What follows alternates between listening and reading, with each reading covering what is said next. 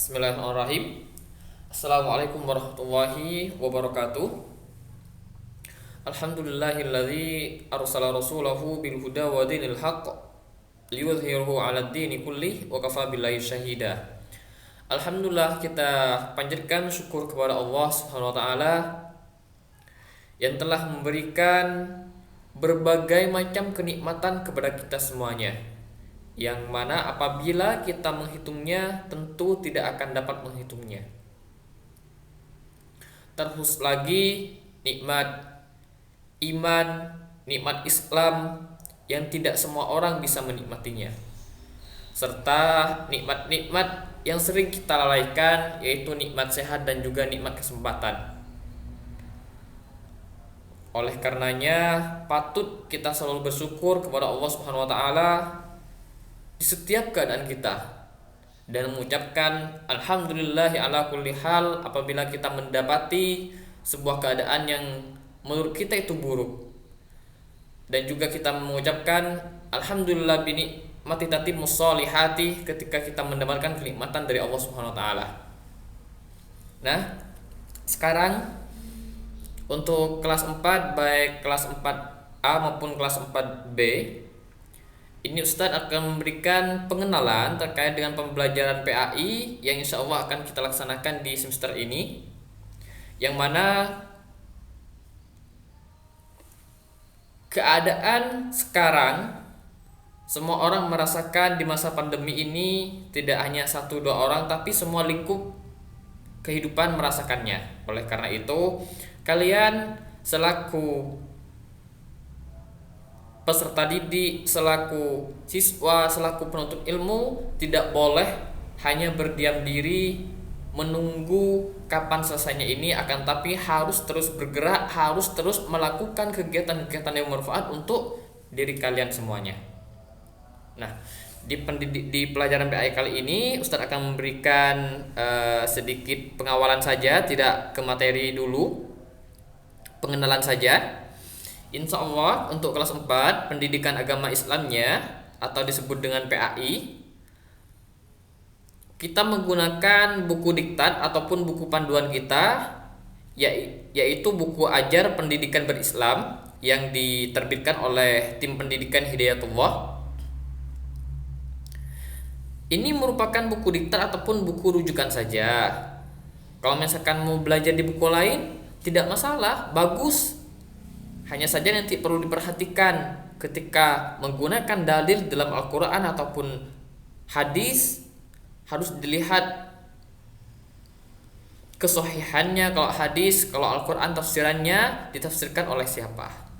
Begitu ya, insya Allah di kelas 4 kita akan belajar dengan saya sendiri. Oleh karenanya dari pelajaran yang akan kita laksanakan ada berapa tata cara pembelajarannya.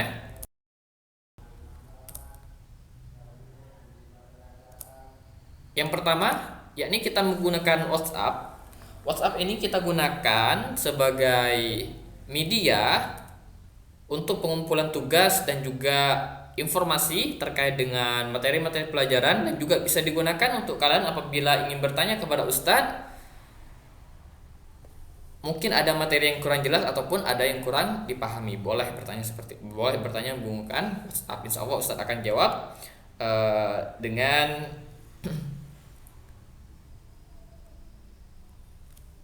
dengan pertanyaan yang harus mempertimbangkan waktu dan rasionya, karena tidak mungkin Ustadz semuanya harus terjawab dengan tepat waktu, karena juga ada pelajaran-pelajaran yang lain yang harus dipersiapkan. Nah, untuk pengumpulan tugasnya ini harus disepakati. Kalau misalkan hari ini ada tugas, berarti dikumpulkannya hari ini juga. Sampai jam berapa? Dibatasi sampai jam 8 malam. Mungkin Ustadz mengoreksinya hari itu juga atau keesokan harinya, supaya yang tertinggal tugas-tugasnya itu masih bisa Ustadz memberikan penilaian. Yang kedua, kita bisa menggunakan Zoom meeting yang mungkin kalian sudah terbiasa menggunakannya.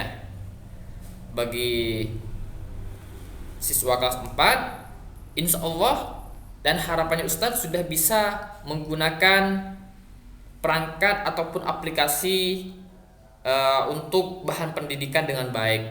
Belajar dulu tidak apa-apa, didampingi dulu sama orang tuanya lebih baik. Kan tapi kelas 4 sudah lebih bisa mandiri, lebih bisa mengontrol kembali apa saja pembelajarannya, sudah mempunyai target-target dalam pembelajaran. Misalnya di dalam kegiatan Zoom meeting harus sudah bisa memposisikan dirinya. Sekarang saya waktunya belajar, berarti saya harus fokus belajar dulu, jangan main-main dulu supaya tidak mengganggu ketertiban dalam pembelajaran. Bertanyalah dengan baik, bersikaplah dengan baik, adab-adabnya terhadap gurunya, kepada temannya juga harus diperhatikan.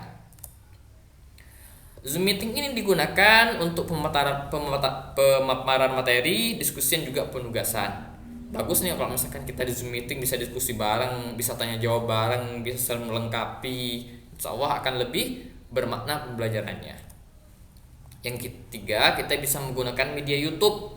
Media YouTube ini bisa digunakan sebagai pemaparan materi saja, karena tidak bisa tanya jawab kecuali di kolom komentar. Jika diaktifkan kolom komentarnya, itu pun terbatas karena menggunakan bahan ketikan. Kalau misalkan kita menggunakan ketikan itu agak lama apabila membutuhkan pemaparan yang banyak.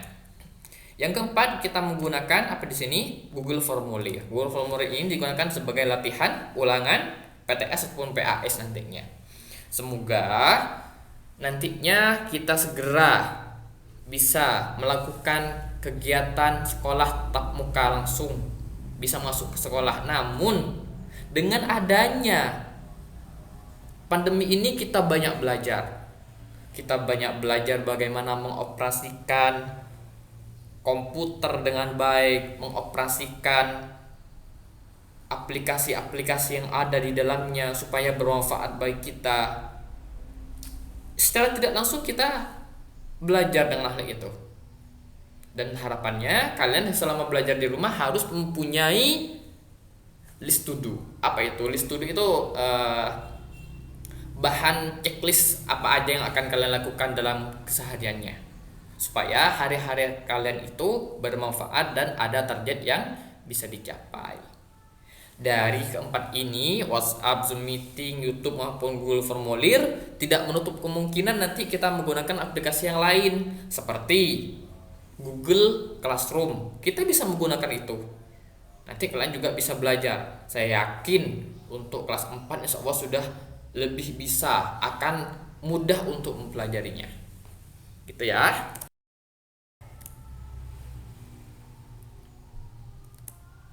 Baik, di sini ada sebuah hadis yang berbunyi ihris ala ma yanfa'uka wasta'in billah wala ta'jaz. Apa artinya? Bersungguh-sungguhlah untuk mendapatkan apa yang bermanfaat bagimu dan mintalah pertolongan kepada Allah dalam segala urusanmu, serta janganlah sekali-kali engkau merasa lemah. Ya, harus bersungguh-sungguh. Kalian ingin mendapatkan ilmu, bersungguh-sungguh menuntut ilmu. Namun jangan lupa untuk selalu berdoa kepada Allah, karena Allah yang memberikan kita kemudahan, Allah yang memberikan ataupun yang menurunkan ilmu kepada kita semuanya. Serta janganlah kita merasa lemah di setiap keadaan, karena Allah akan selalu bersama kita insya Allah. La tahzan innallaha ma'ana. Semangat belajarnya ya. Semoga nanti kalian terbiasa mengaktualisasikan diri kalian sehingga pelajaran-pelajaran kalian menuntut ilmu dimanapun dan kapanpun tidak terbatas waktu, kalian sudah terbiasa. Demikian dari Ustaz, semoga bermanfaat. Allahu a'lam bishawab. Subhanakallahumma bihamdika asyhadu an la ilaha illa anta astaghfiruka wa atubu ilaik. Assalamualaikum warahmatullahi wabarakatuh.